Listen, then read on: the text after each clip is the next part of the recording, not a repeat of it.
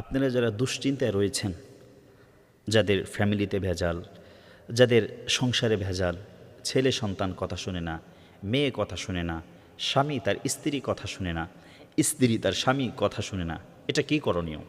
কি করবেন? ওই সময় কি করা যেতে পারে?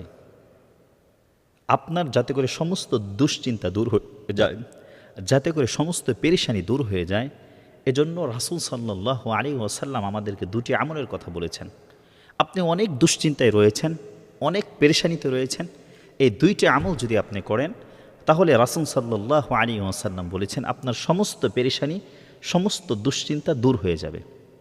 এক নম্বর হচ্ছে আস্তাগফিরুল্লাহ, অর্থাৎ আল্লাহ রাব্বুল আলামিনের কাছে ক্ষমা চাওয়া।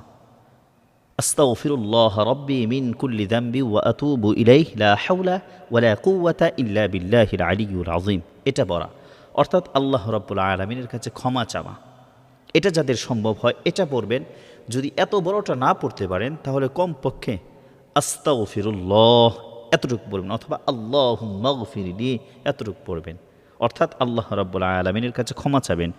যদি কোনো ব্যক্তি আল্লাহ রাব্বুল আলামিনের কাছে ক্ষমা চায়, আল্লাহ রাব্বুল আলামিন তার সমস্ত পেরেশানি দূর করে দেয়। দুই নাম্বার হচ্ছে রাসূল সাল্লাল্লাহু আলাইহি ওয়াসাল্লামের প্রতি দুরূদ পাঠ করা, অর্থাৎ যদি কোনো ব্যক্তি রাসূল সাল্লাল্লাহু আলাইহি ওয়াসাল্লামের প্রতি দুরূদ পাঠ করে, আল্লাহ রাব্বুল আলামিন তার সমস্ত পেরেশানি দূর করে দেয়। তাহলে দুইটা আমল কি গেল? আপনি যদি অনেক পেরেশানিতে থাকেন, অনেক দুঃখ থাকে, অনেক কষ্ট থাকে, সমস্ত কষ্ট এবং দূর করার জন্য আল্লাহ রাসূল সাল্লাল্লাহু আলাইহি ওয়াসাল্লাম দুইটা আমলের কথা বলেছেন। এক নম্বর হলো আল্লাহুম্মা গফিরলি, আল্লাহ রাব্বুল আলামিনের কাছে ক্ষমা চাওয়া। দুই নম্বর হচ্ছে রাসূল সাল্লাল্লাহু আলাইহি ওয়াসাল্লামের প্রতি দুরূদ পাঠ করা।